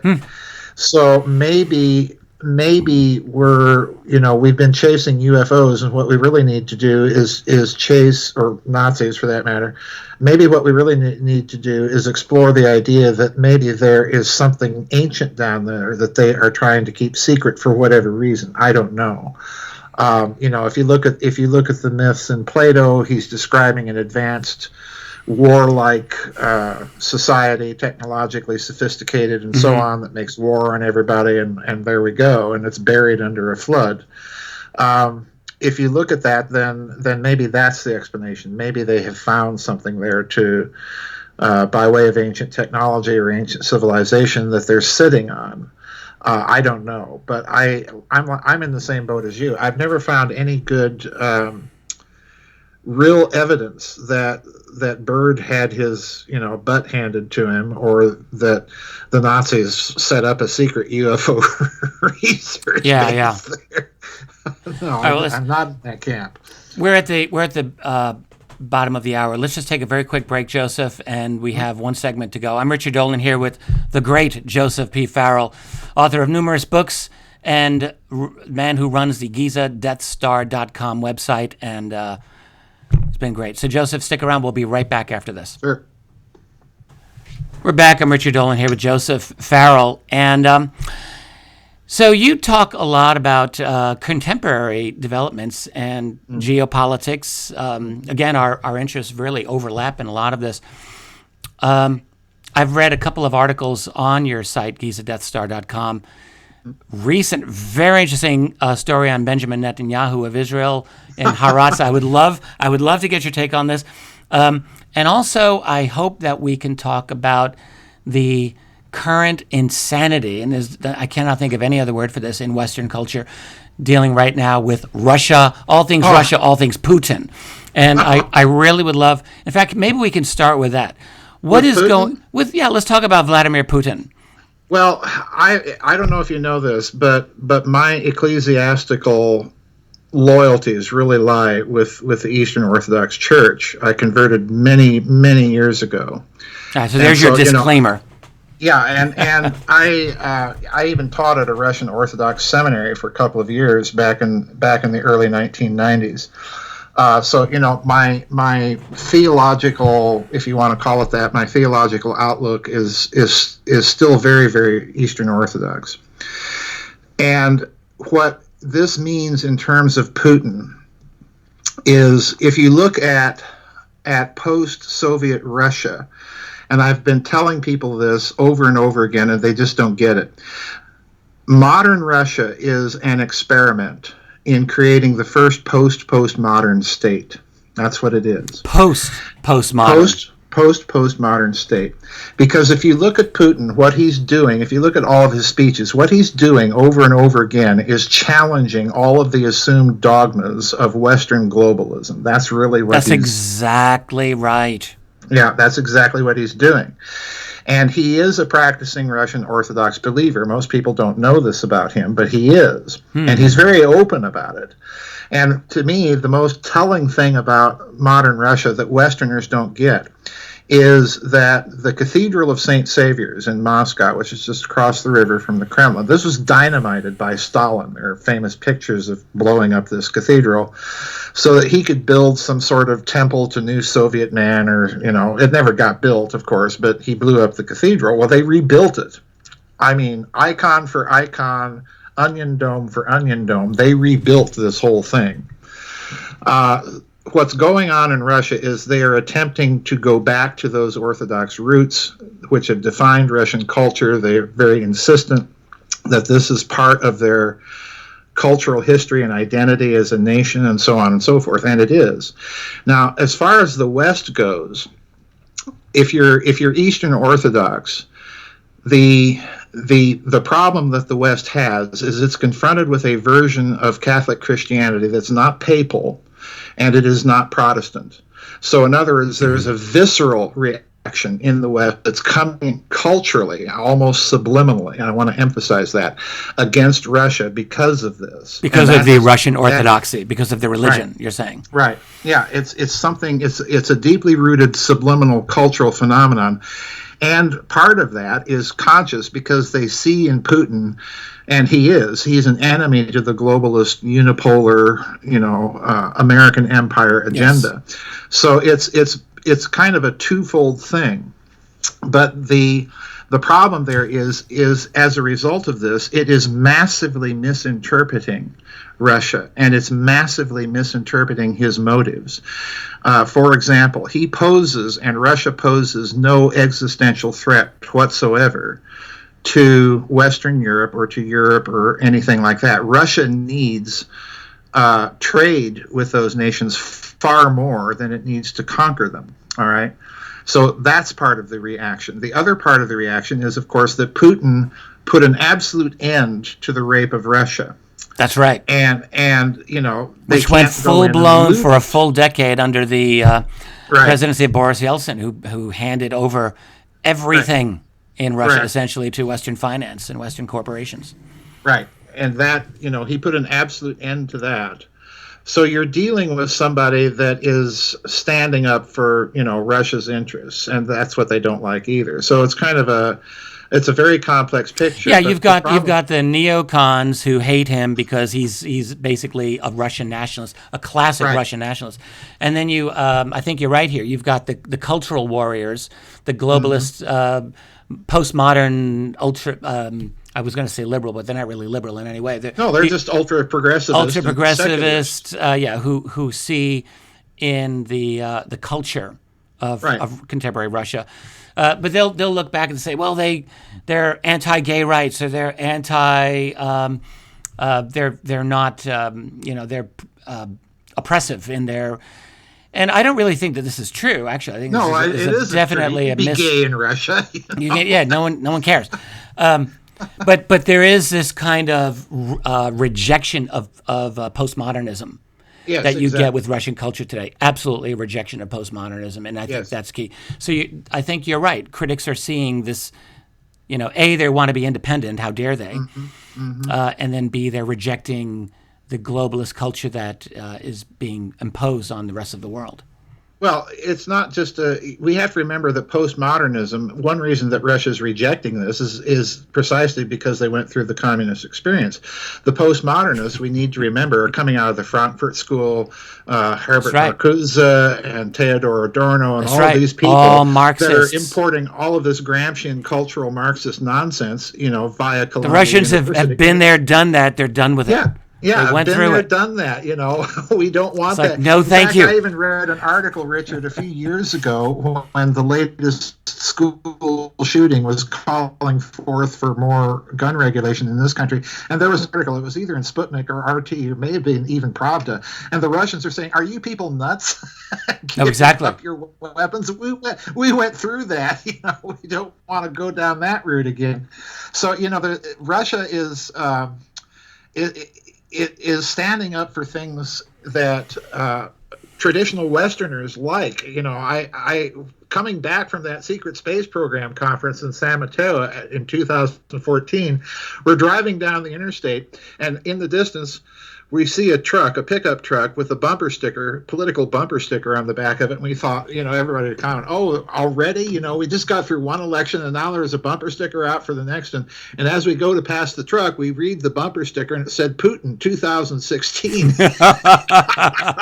Well, the point here is that he's resonating with a certain group of people in Europe and the rest of the West that are saying more or less the same thing, and I think he's doing that very deliberately. I would just tell people who love to hate this guy.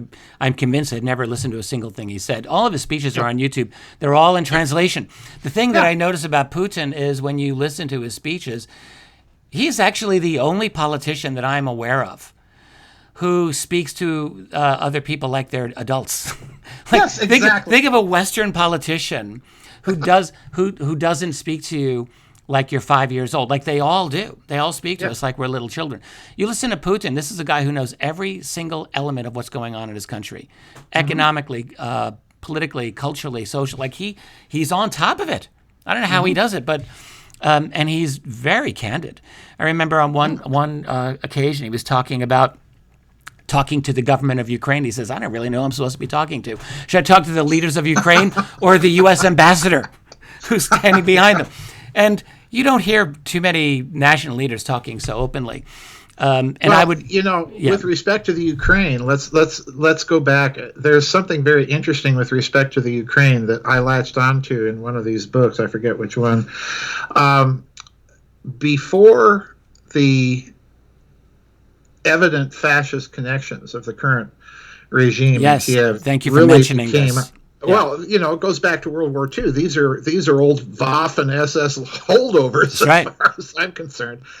But Sergei Glaziev, one of Putin's economic advisors, wrote an op-ed piece, and it's a very serious piece. And there's a statement in it where he says, our problem isn't the Nazis in Kiev, our problem is the Nazis in Washington. And he meant it. So if you're sitting in the Russians' shoes and trying to comprehend what's going on in the West, it's like we've all gone crazy. And Putin has said so. I know, it's amazing. And what's obviously happened in Ukraine, and this really has to be repeated again and again, because I feel like in this country, in the United States, I think people have lost their minds. Lost their minds over this. Yes. There is a complete negation of sanity in the West. Britain is actually just as bad, if not worse, in their media. Anyway, it's just as bad. But what happened in Ukraine was a CIA orchestrated coup. Yes. And if anyone does not understand this, then they've got their heads in a place that's not on top of their neck. This was orchestrated, and I would simply tell people to Google Victoria Nuland and Jeffrey Priat and their conversation in the fall of 2013, and it's all laid out. The CIA orchestrated a coup of Ukraine to throw out the then essentially pro-Russian government of Viktor Yanukovych, and they did. They succeeded, and this was falsely portrayed, dishonestly portrayed in the West as a people's revolution, the Maidan revolution, and it was anything but. And the Russians saw this happen. Let's not forget Monsanto's role. That's right. Monsanto, the first thing that happened in the new Ukraine, they brought in Monsanto. The black soil of Ukraine, the best agricultural soil in the world, probably, maybe, that could grow anything. They bring Monsanto in there, and that's economic warfare against Russia, which does not import genetically modified foods. It was a very, very obvious thing. None of this gets reported in the West. I mean, so... and then you have the people in Crimea, which was historically Russian, at least since Catherine the Great, anyway. They saw the writing on the wall. They were brought into Ukraine under Khrushchev in the 1950s. Yep. They voted. I've never seen an analysis of that referendum that said it was anything other than open and honest. Those people voted by 90+% to rejoin Russia. Who is Obama or Kerry or anyone else to say that's not valid? The hell with them. Exactly. So, and this is the Russian annexation of Crimea, so utterly dishonest. It just boggles the mind. Just go back to a little thing called the Crimean War in the 1850s, folks, if you don't think it was Russian. I mean, come on. It was always Russian. Richard, I'm in the same boat as you are. I am absolutely breathless at the collective insanity of both the dummy crooks and the Republic thugs in this country. Yes. To me, it is breathtaking. How do you combat invincible stupidity? And this is the first time in our lifetimes where the Democratic Party has lost their mind over Russia. That's the Republicans' job. They're supposed to lose their mind over Russia. Yeah, I'm thinking the same thing. What happened to George McGovern and Gary Hart here? No, folks? that's all gone. That party's all gone. So, I mean, clearly you see a big portion of the Democratic motivation is to destroy Trump. They hate Trump, and they're using Russia to beat him with it. And I can see that. But I think many people actually believe the nonsense that they're spouting here relating to Russia, and it's astonishing to me. It's astonishing and it's dangerous, because if you have the wrong set or wrong template by which to interpret Russia's actions or its culture, then you can make a misstep. And trust me, folks, miscalculating with Russia is not what you want to do. No, because their military budget may be 1/10 or less than 1/10 of the U.S., but they're very, very effective. They get a lot of bang for the buck, or for the ruble, actually. They are the nation that saved Syria, in my view, and I'm sure you would agree. It was Putin and only Putin that saved Syria from going under the black flag of ISIS. I don't think there's any other. That nation was hanging by its fingernails. When Russian military support. And, remember how Obama and Kerry just bitched about, the Russians are going to ruin everything. Well, they did ruin everything. I think the U.S. plan was to have the black flag fly over Damascus. I can't see any other. Russia's acting in its traditional role as protector of Christians. And whether we like it or not, those Ba'athist regimes, as far as their religious policies have been concerned, have been rather equitable towards their Christian populations. Even Saddam Hussein. Correct, yeah. Correct. And again, I view it with my sympathies towards Eastern Orthodoxy is that it's a war on orthodoxy, and it's a war on the Christian populations of those countries as well. So very interesting. And it's also a war, I think, to prevent those voices of reform. Let's go all the way back to Iran prior to World War I, when you had Muslim scholars that were pressing for reform of the religion and gaining some traction. Yes, indeed. And so every Western interference has been to radicalize that region and to blot out those voices of reform that have occurred in the Islamic world. Well, I would agree with that, and frankly, the CIA's and British intelligence too have had a love affair with the Muslim fundamentalists, and they found them useful. And I believe the reason is that they were very useful to fight the secular nationalist tendencies of Pan-Arabists like Nasser of Egypt, for example, who wanted to break free of U.S. control, and you can use the Islamicists to kind of beat them over the head with that. Can I ask you, we've got about 10 minutes, and I'm dying to ask you, do you have any thoughts on the covert aspects of Russia and China, for that matter, or any other major power behind the scenes in terms of the UFO phenomenon, and how is there...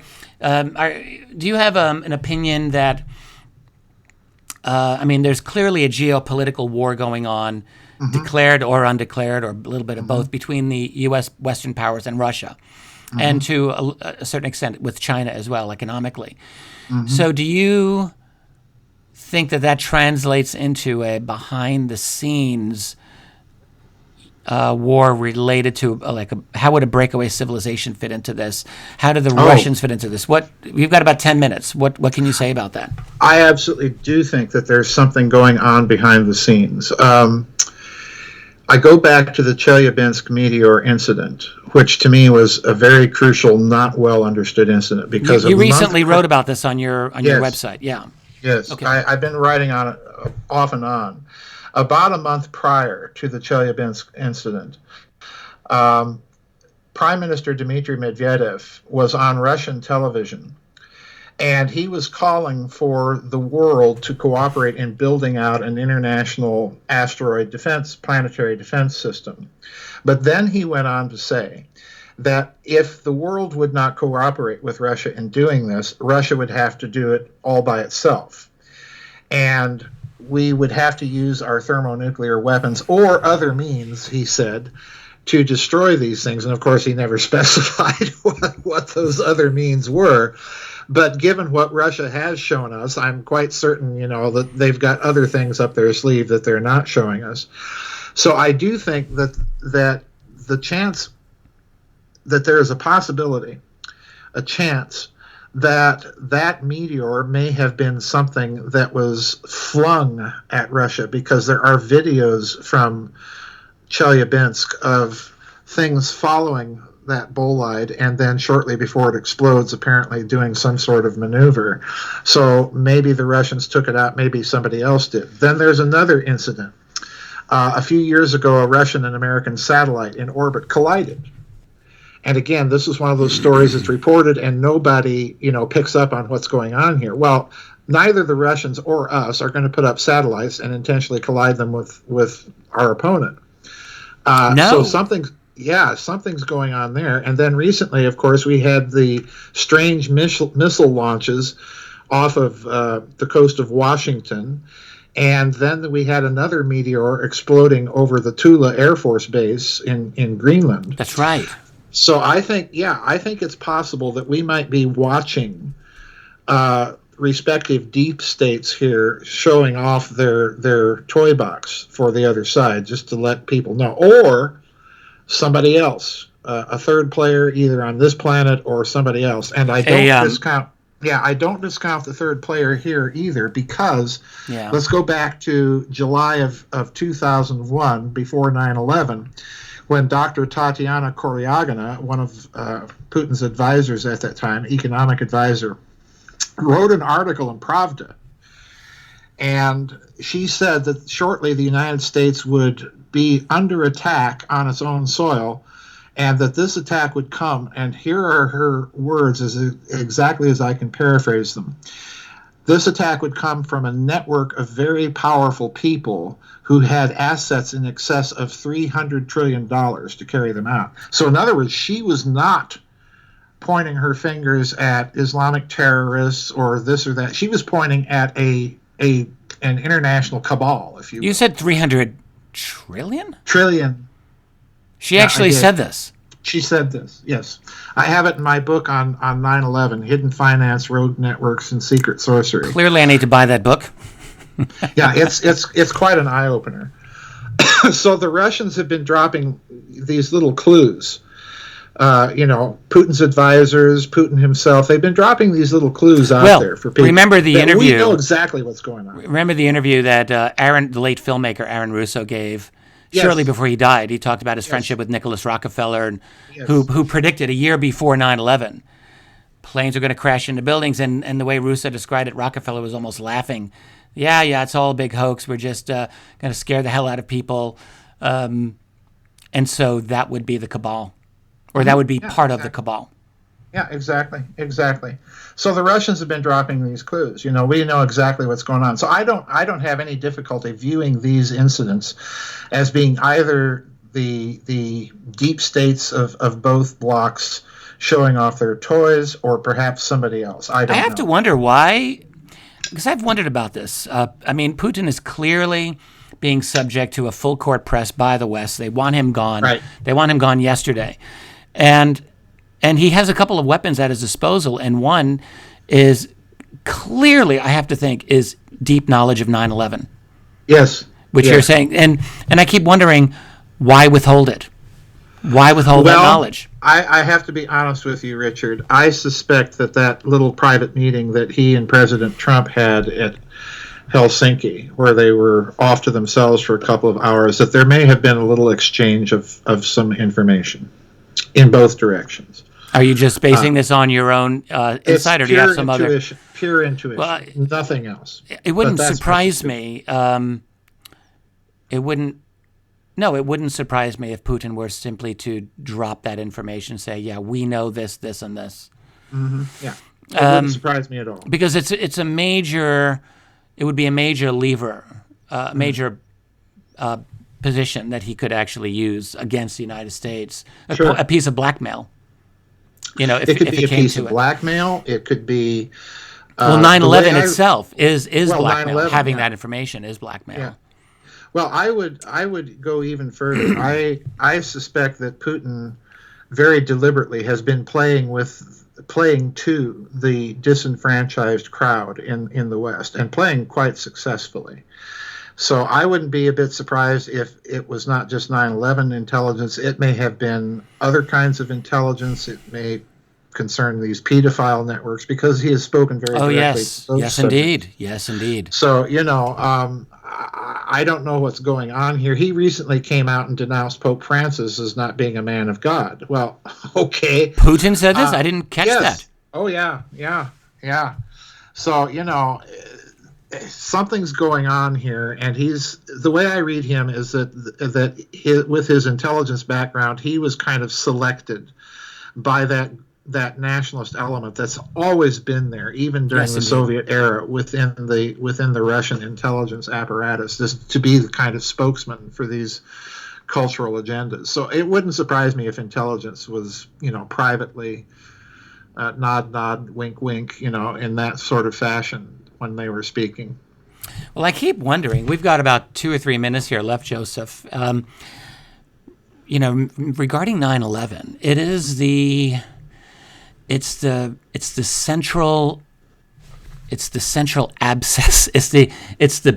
It's got to be lanced before we really move forward with an intelligent understanding of our world. And it's, we're now 17 years into this nightmare of a civilization post 9/11, and like with the Kennedy assassination, you've got increasing numbers of researchers who know full well that the official explanation is insultingly bad and impossible, as a matter of fact.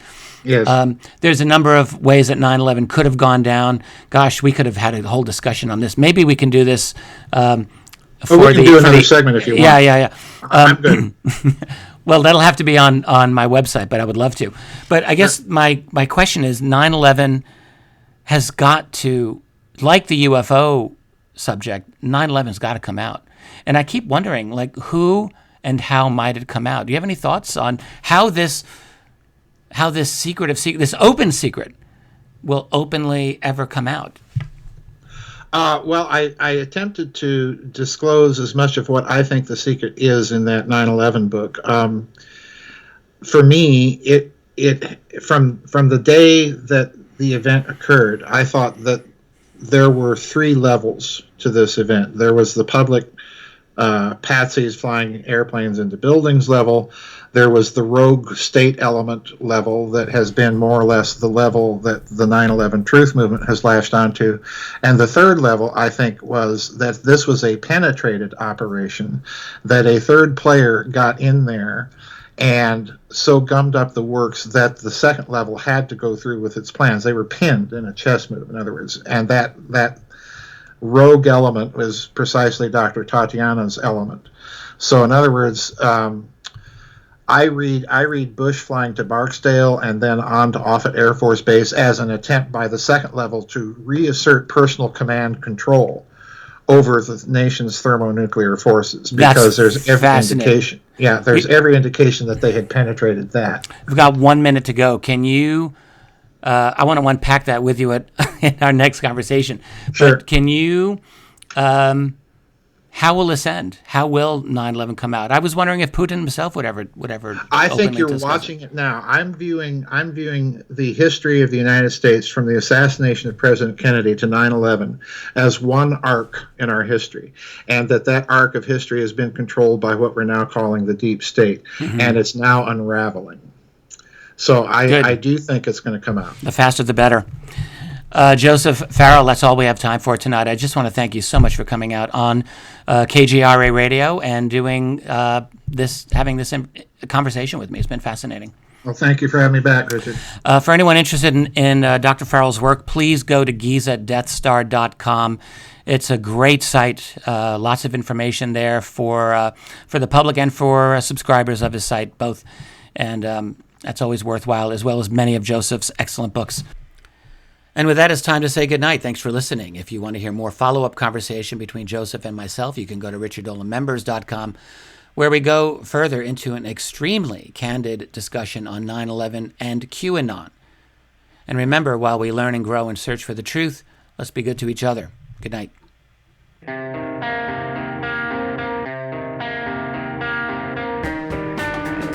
Thanks for listening to The Richard Dolan Show. You can join me live most Mondays at KGRA Radio, 8 p.m. Eastern Time. To learn more about what I'm up to, visit RichardDolanMembers.com, where you can read my latest articles or listen to my off-the-cuff thoughts on pretty much anything. Also, don't forget RichardDolanPress.com, where I publish books by myself and some of the most interesting authors of our time. Catch you later.